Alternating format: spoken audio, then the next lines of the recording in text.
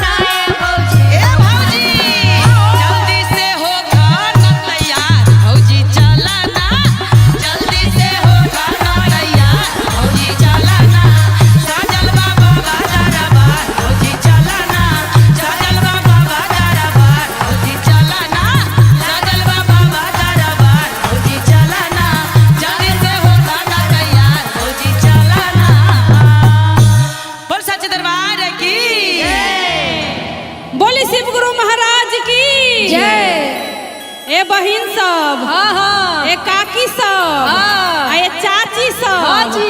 सबके हाथ जोड़ के प्रणाम करत एकदम प्रणाम बरहुआ के। हमार गाना के काहे भूल गईली सब? नहीं खींचा भूला हाँ, सब हाँ। लाइक करता सब्सक्राइब करता आगे बढ़ावता। हाँ, लेकिन भूल गईली। हाँ, कोई ना भूली। पता नहीं शिव गुरु लग रहा है बहुत ज्यादा दया दे दिए, एकदम दया बरसई है। इसलिए हम सब बहिना को भूलते जा रहे हैं। ये तो गलत बात है। शिव गुरु के चरण में बराबर कंटिन्यू हाजिरी लगना चाहिए। एकदम लगना तो चाहिए। बोलिए हर हर महादेव की जय।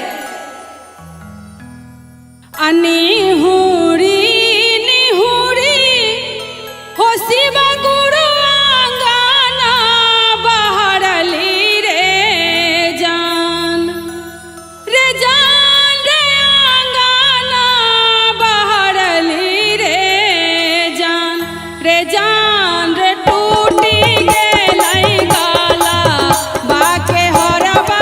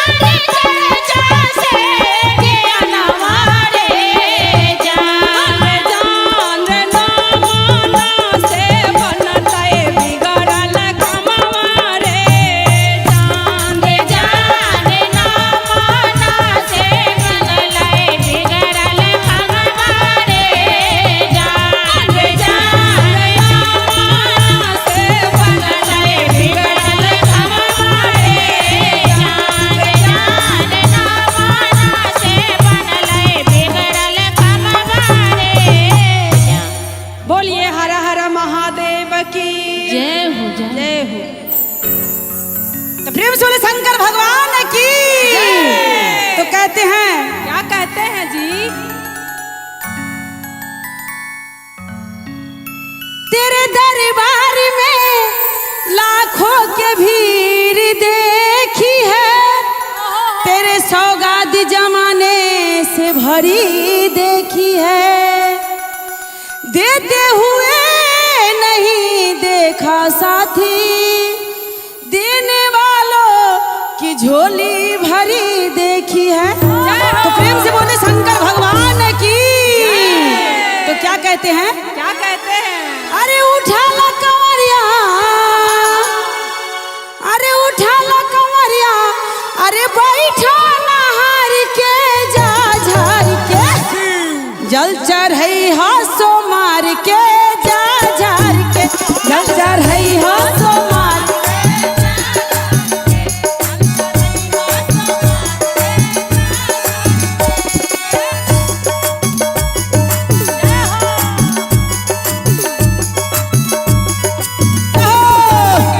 जल चढ़ई हा सो मार के जा झार के, जल चढ़ई हा सो मार के जा झार के।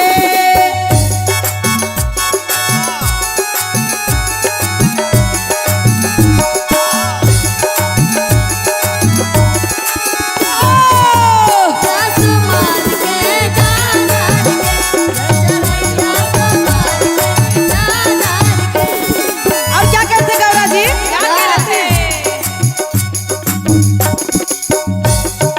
हे गौरा पार्वती भोला से मिलाई दा, उनको चरानिया में जिंदगी बिताई दा। हे गौरा पार्वती भोला से मिलाई दा, उनको चरानिया में जिंदगी बिताई दा।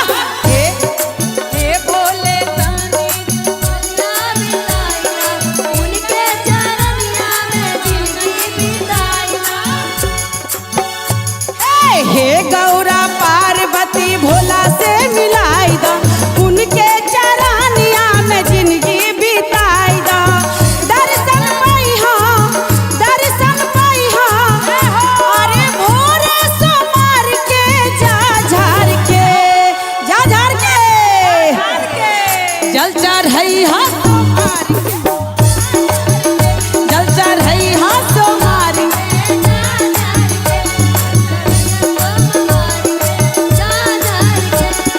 जय हो।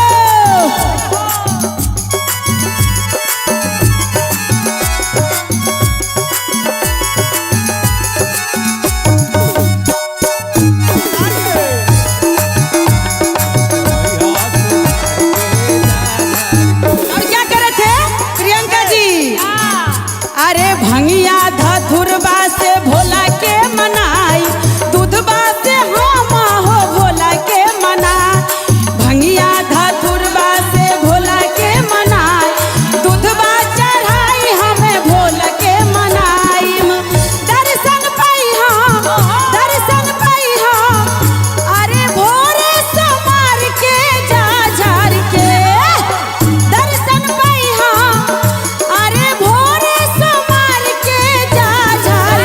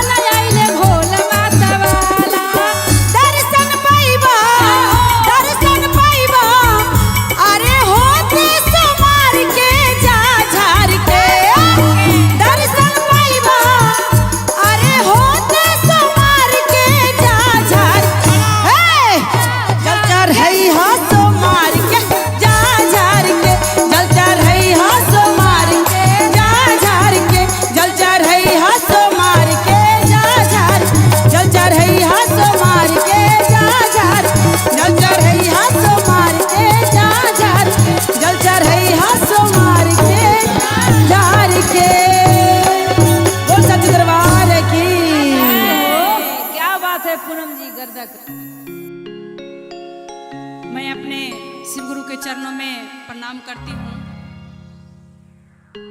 एक जानी रही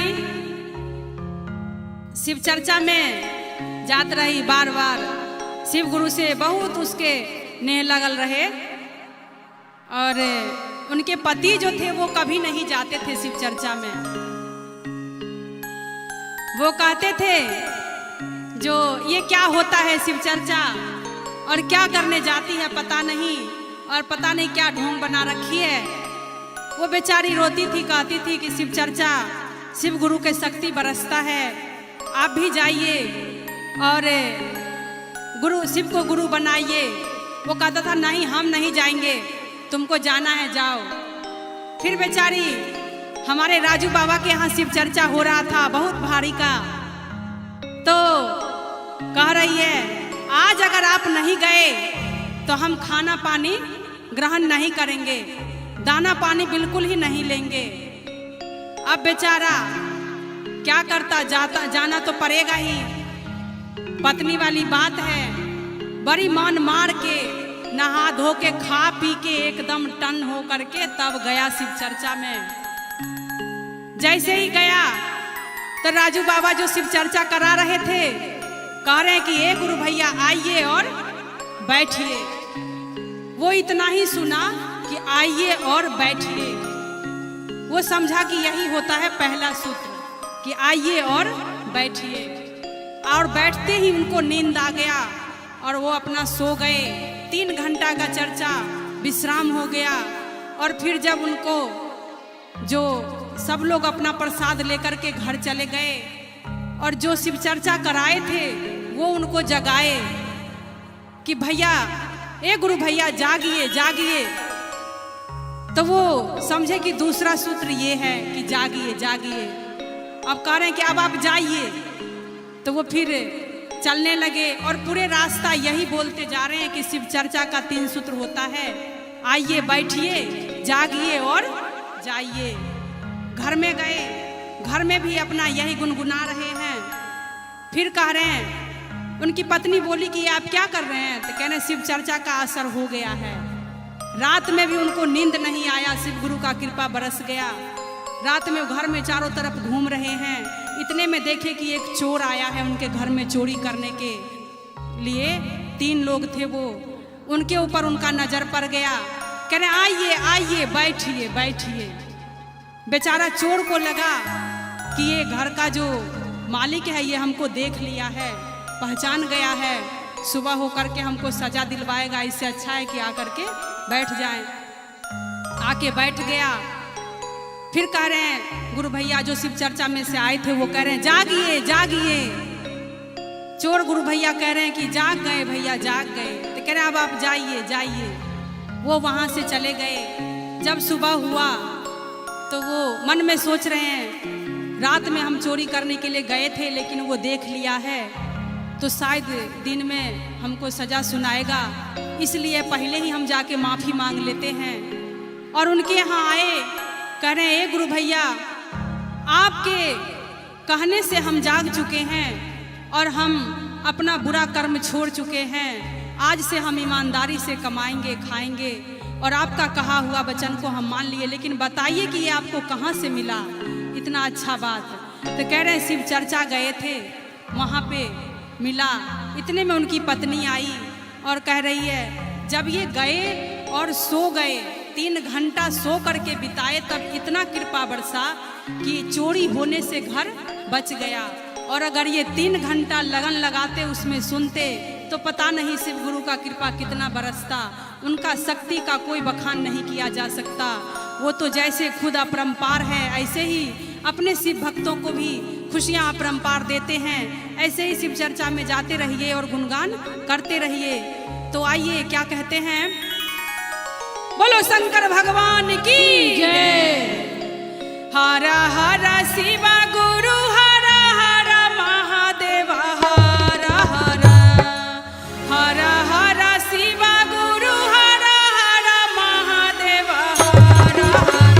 चल कर शिव चर्चा बहिना घर घर, चल कर शिव चर्चा बहिना घर घर, चल कर शिव चर्चा बहिना घरे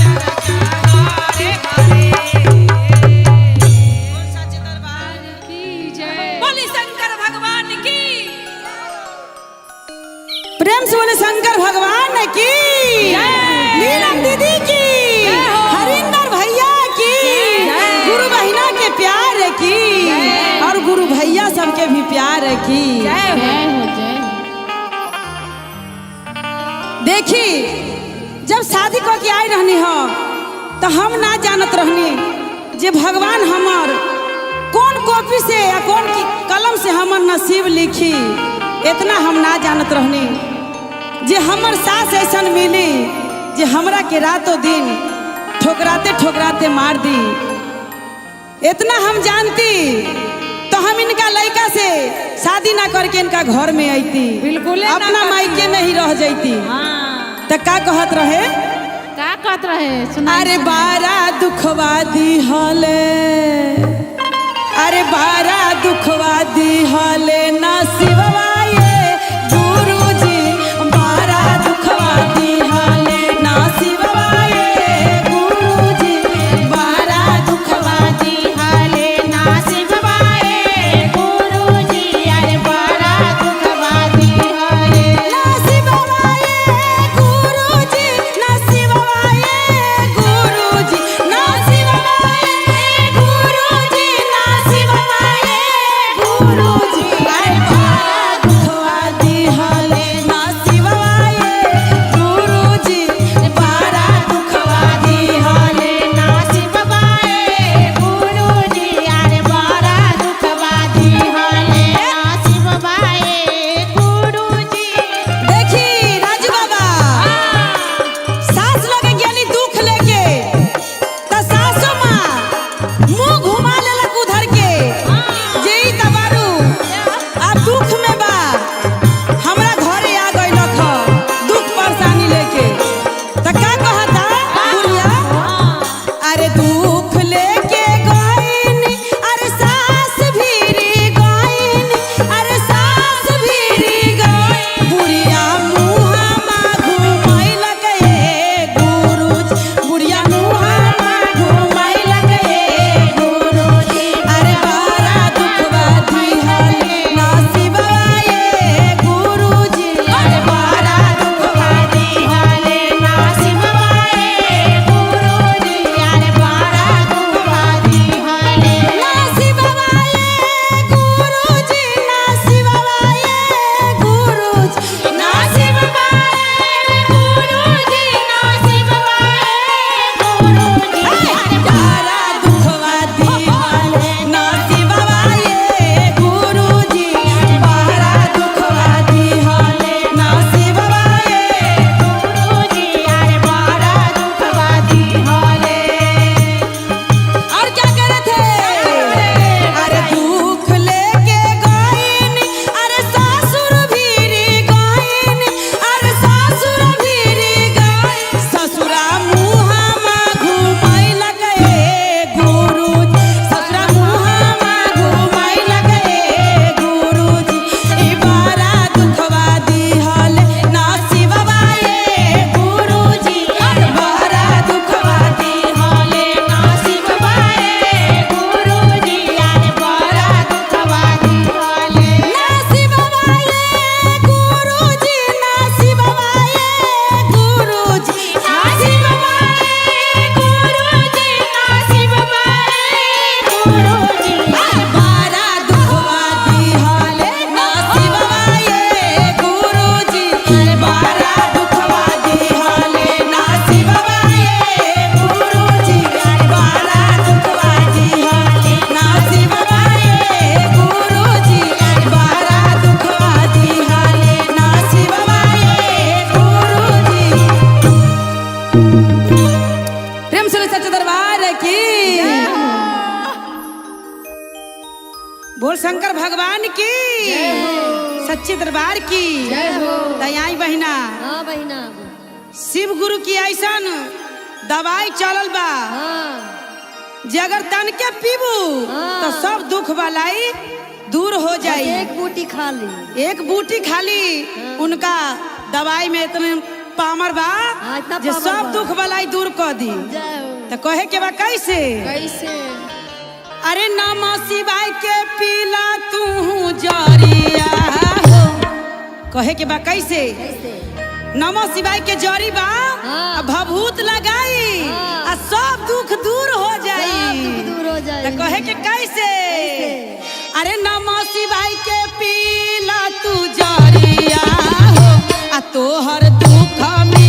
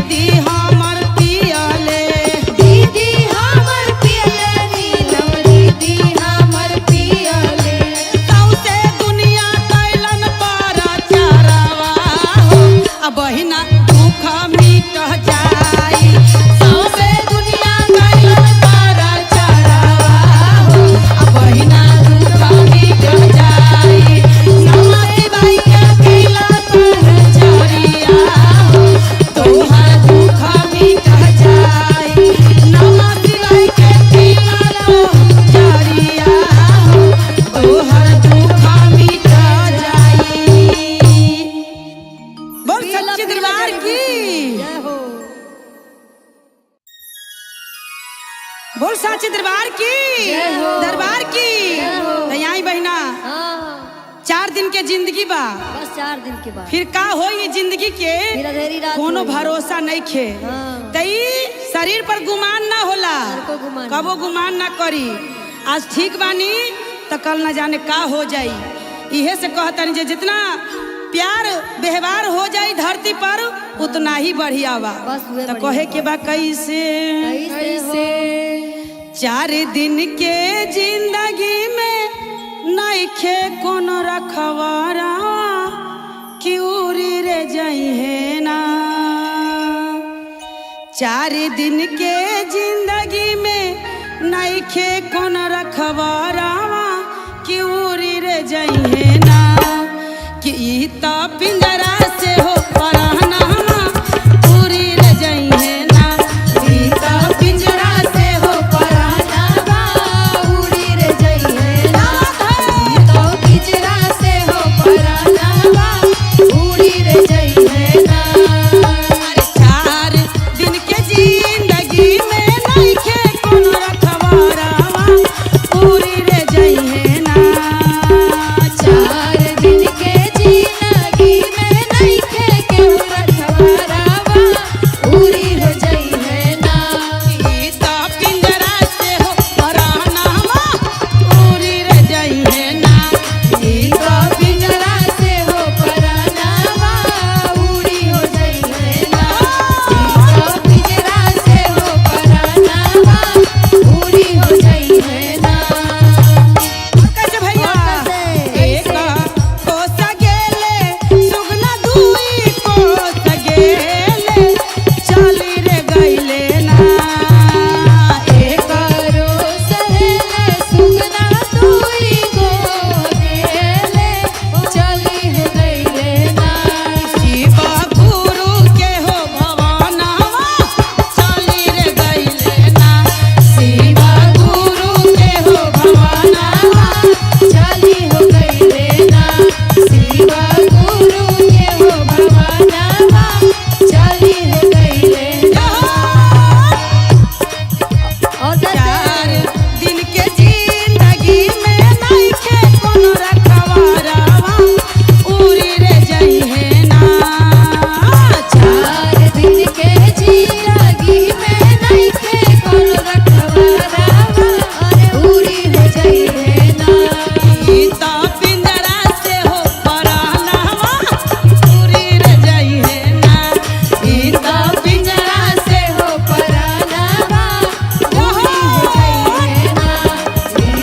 पिंजरा से हो पराना उड़ी हो जाई है ना। कैसे मधु गुमान ना करे के, प्यार से रहे के। और कैसे कहे के एक को सगेले सुगना दुई को सगेले चली हो गईले ना। गो से गेले सुगना दुई गो से गेले चली रे गईले ना। लीलम दीदी के हो भवनमा चली रे गईले ना। लीलम दीदी के हो भवनमा चली हो गईले ना। कि लीलम दीदी के हो भवनमा चली रे गईले ना। लीलम दीदी के हो भवनमा चली रे गईले ना। बोल सच्चे दरबार की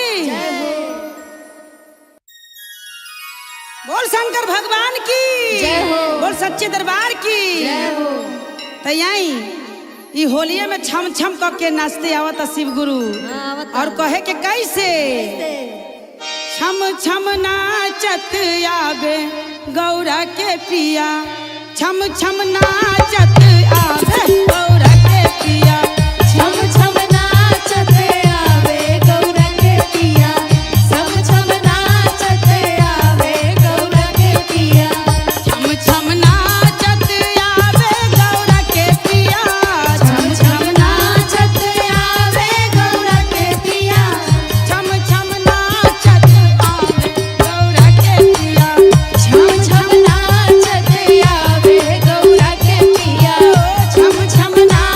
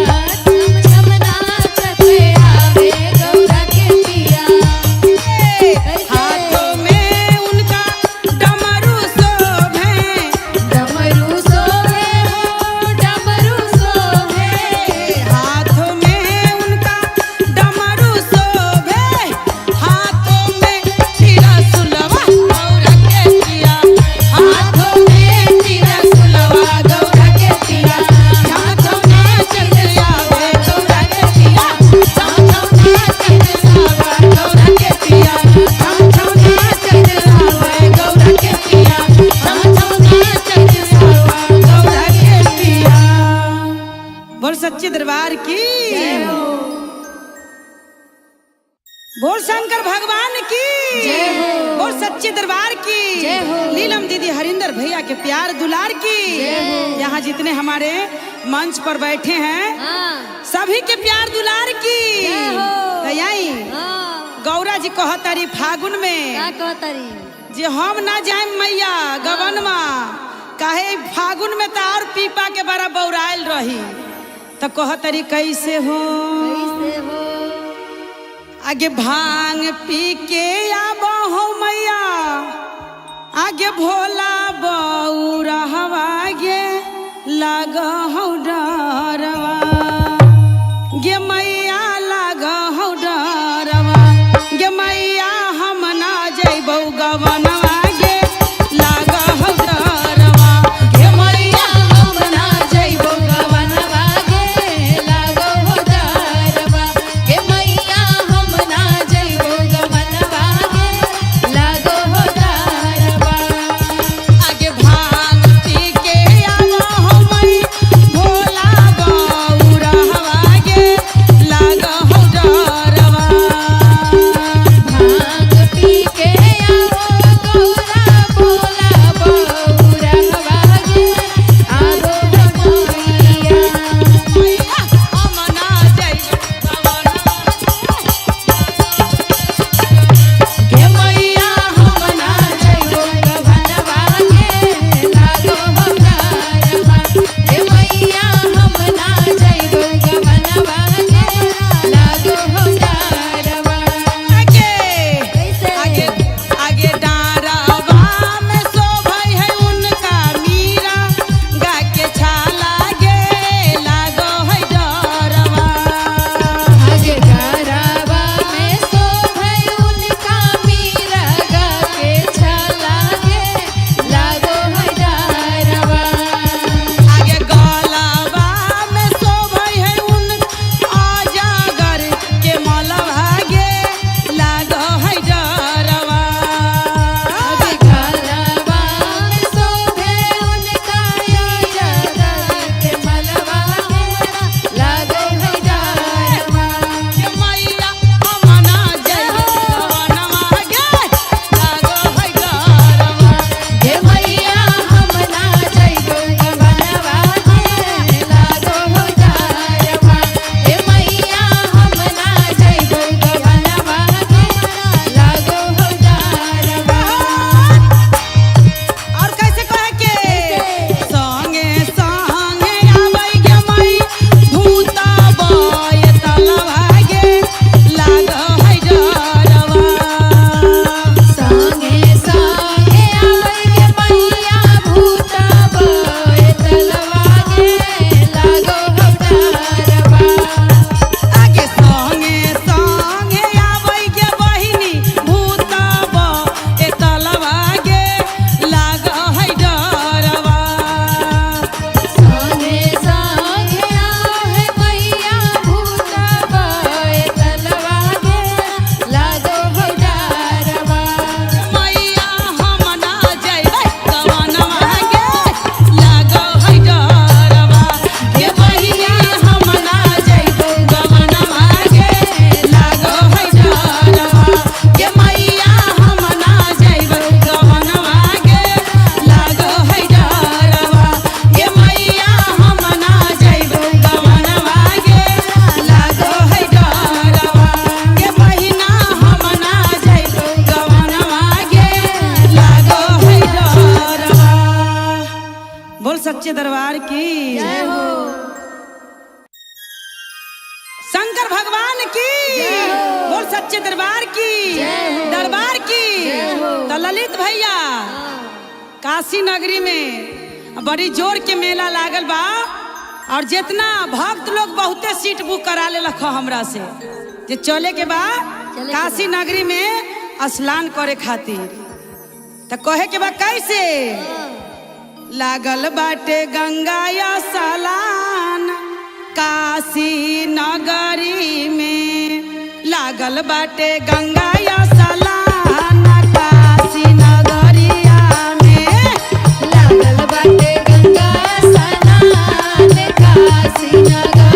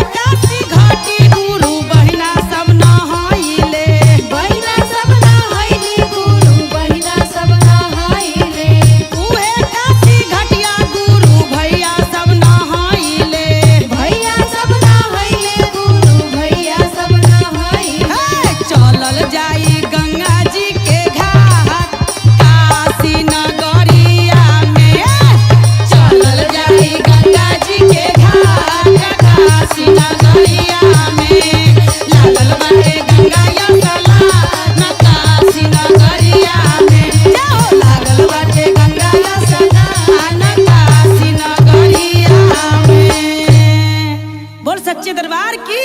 जय हो। प्रेम से बोलिए शंकर भगवान की। जय हो जय। तो क्या बात है मुन्नी दीदी? बताइए बताइए क्या बात है? पहले तो शिव चर्चा में जाते थे हाँ। तो पिया जी डांटते थे कि कहाँ जाती है, क्या करती है, क्या पता। हाँ सही कहता रू। अब तो गुरु बहिना सब शिकायत कर रही है कि मार भी दे रहा है और मारता ही नहीं है, घर से भी निकाल दे रहा निकाल देता है। कह रही है रात रात भर कहीं चर्चा होता है। बताओ। तू तो पर्चा बांटने जा रही है। हाँ, फिर गुरु बहिना शिव गुरु से क्या कह रही है? क्या कह रही है, कैसे कह रही है? बताइए। कथी कारण पियवा मार दिहले आ घरवा से निकालिए दिहले हो राम। जय हो जय हो। कथी कारण पियवा मार दिहले घरवा से निकालिए दिहले हो राम। कथिए कारण मार दिए घरवा से निकालिए हो राम। कथिए कारण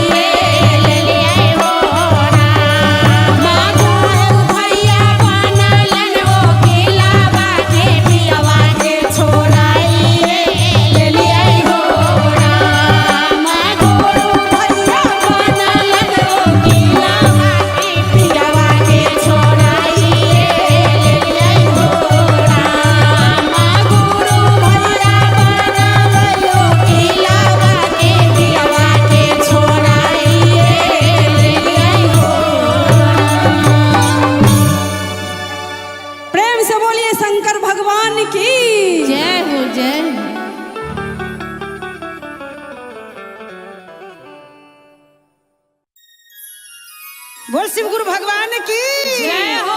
बोल सच्चे दरबार की नीलम दीदी हरिंदर भैया के प्यार दुलार की तो यही यह शिवरात्रि में गौरा मैया कह तारी बारा भाव से कैसे शिव गुरु से जे सब दिन तो हम साड़िए पहनली भोला जी आई शिवरात्रि के महान त्योहार बा हमरा खातिर एगो लहंगा ला दी आ लहंगा में बड़ा सुंदर गोटा लगा दी। गोटा लगा तो कह तारी कैसे तब भोला लहंगा में गोटा लगवाई दी। कह तारी कि भोला जी लहंगा में गोटा लगवा दी हमरा के।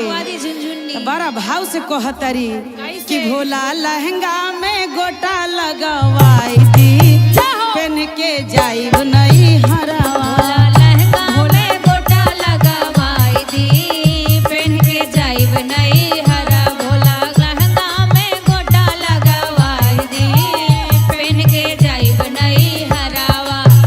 कि भोला लहंगा में गोटा लगवाई दी पहन के जाइब नहीं हरावा। भोला लहंगा में गोटा लगावाई दी पहन के जाइब नहीं हरावा। जाइब नहीं हरवा हम जाइब नहीं हरावा। जाइब नहीं हरावा हो जाइब नहीं हरावा। जाइब नहीं हरवा हम जाइब नहीं हरावा। अरे जाइब नहीं हरावा हम जाइब नहीं हरावा। भोला लहंगा में जय हो भोला लहंगा में गोटा लगवाई दी पहन के जाइब नहीं हरावा। भोला लहंगा में गोटा लगावाई दा पहन के जाइब नहीं हरावा। भोला लहंगा में गोटा लगावाई दा पहन के जाइब नहीं हरावा। तरीका से सखी के देखाइब हम माई के देखाइब। माई के देखाइब हम साई के देखाइब। सखी के देखाइब अपना माई के देखाइब। सखी के देखाइब अपना माई के देखाइब।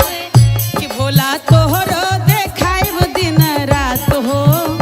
भोला तोहरो देखाइब दिन रात हो। कि भोला गोटा लगवाई दी। तोहरो देखाइब दिन रात हो भोला गोटा लगावाई दा। तोहरे देखाइब दिन रात हो भोला गोटा लगावाई दा। तरीका से कैसा लगी साड़ी तो मंगा देली हो साथ में हमरा हारो मंगा दी। हारो चाही, त कानों कह तरी के कैसे चाही, भोला हमरो के हार मंगवाई दी। भोला हमरो के हार मंगवाई दी ओई में झुनकी लगा दी। भोला हमरो के हार मंगावाई दी ओई में झुनकी लगाई दी। हमरो के हार मंगावाई दी ओई में झुनकी लगाई दी। झुनकी लगा दी ओई में झुनकी लगा दी। झुनकी लगा दी भोला झुनकी लगा दी। हमरो के भोला हमरो के टीका मंगवाई दी ओई में झुनकी लगा दी। भोला हमरो के झुमका मंगावाई दी ओई में झुनकी लगा दी। हमरो के टीका मंगावाई दी ओई में झुनकी लगा दी। और क्या लगी और क्या का लगी? कहतरी का कहतरी? पिया हमरो के लहंगा मंगाई दी ओई में झलर लगवाई दी। हमरो के लहंगा मंगावाई दी ओई में झलर लगवाई दी। हमरो के लहंगा मंगावाई दी ओई में झलर लगवाई दी। हमरो के लहंगा मंगवाई दी ओई में झलर लगवाई दी। हमरो के लहंगा मंगावाई दी ओई में झलर लगवाई दी। आ जाई जय हो जय हो। आ जाई। बोल शिव गुरु भगवान की बोल नीलम दीदी हरिंदर भैया के प्यार दुलार की तैयारी महाशिवरात्रि के अवसर पर एगो बड़ा सुंदर गीत लेके आईनी हो।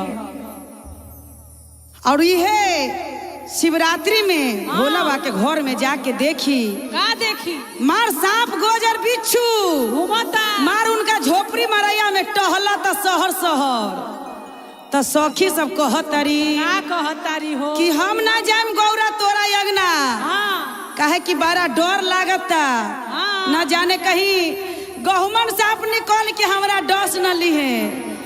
तो कहतरी कैसे, कैसे हे गौरा हम ना जाइम तोरा अंगना डर लागैया, हे गौरा हम ना जाइम तोरा अंगना डर लागैया, हे गौरा हम ना जाइब तोहरा अंगना डर लागई है।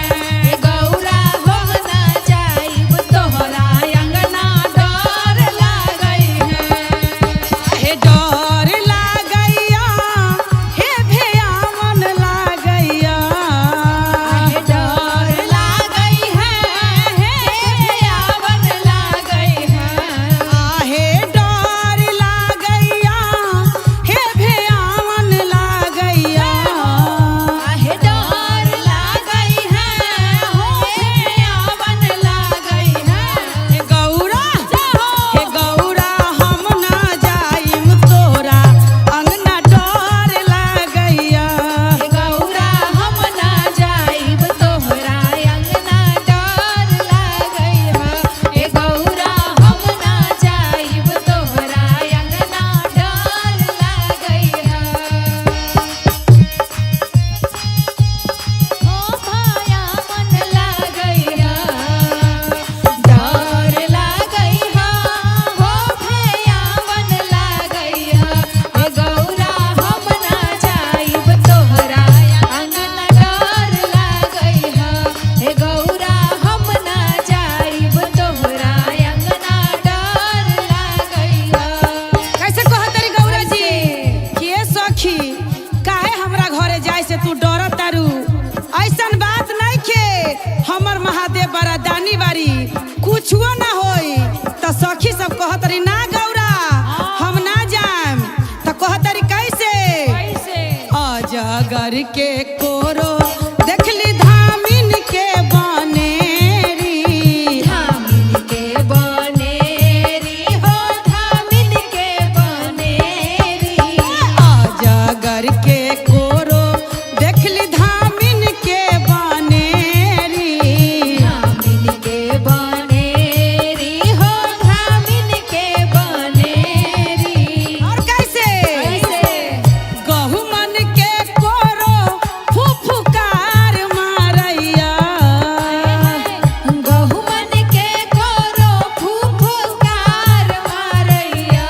हे गौरा गहुमन के कोरो फुफुकार मारैया, गहुमन के कोरो फुफकार मारैया। हे गौरा हम ना जाई तोरा अंगना डर लागैया, हे गौरा हम ना जाइम तोरा अंगना डर लागैया, हे गौरा हम ना जाइम तोरा अंगना डर लागैया, हे गौरा हम ना जाइम तोरा अंगना डर लागैया। डर लगता हम जय हो जय हो, बोल शंकर भगवान की, बोल सच्चे दरबार की। तो आई बहिना आई 20-25 दिन के कहानी बा मेरठ गांव के, जौन गांव में बहुत बड़ा दुर्घटना भइल। सारे मोबाइल यूट्यूब पर सब वायरल भइल बा ई गाना मुस्कान के, लोग मजाक उड़ावता उ नारी के चाल देख के, और सब कोई के अपना अपना पति पर से सबके विश्वास हटता। और आई जौन उ कैलक मुस्कान उ ठीक ना कैलक, एगो साहिल खातिर इतना सुंदर उ बबुआ रहे जो कमात रहे इतना सुंदर विदेश में, और अपना घर वाली के मुस्कान के घर में 50,000 रुपया हर महीना विदेश से भेजत रहे।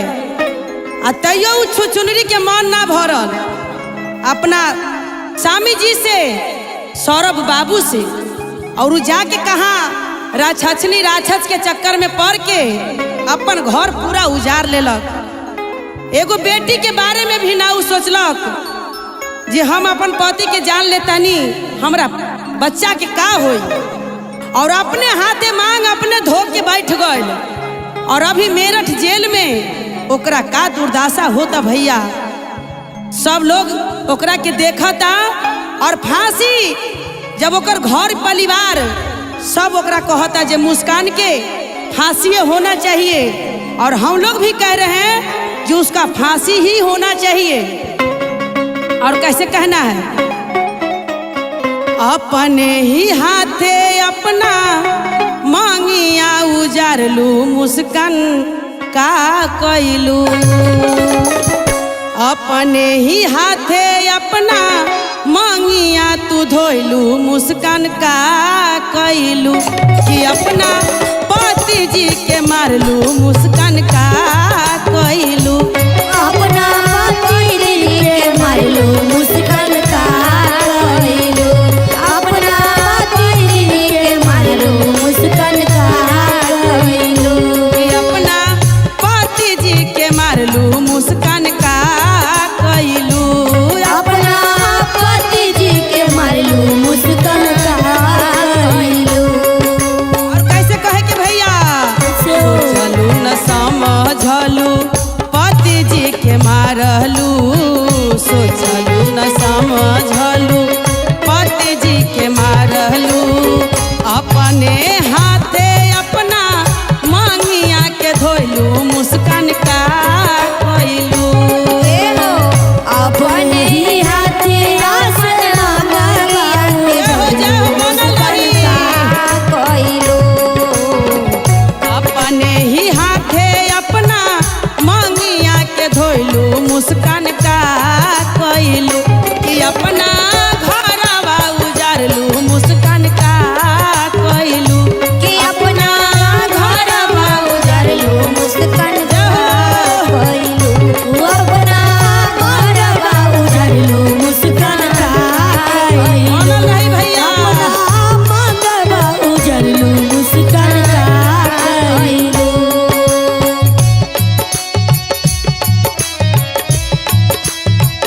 बोल हर हर महादेव की जय। सच्चे दरबार की जय।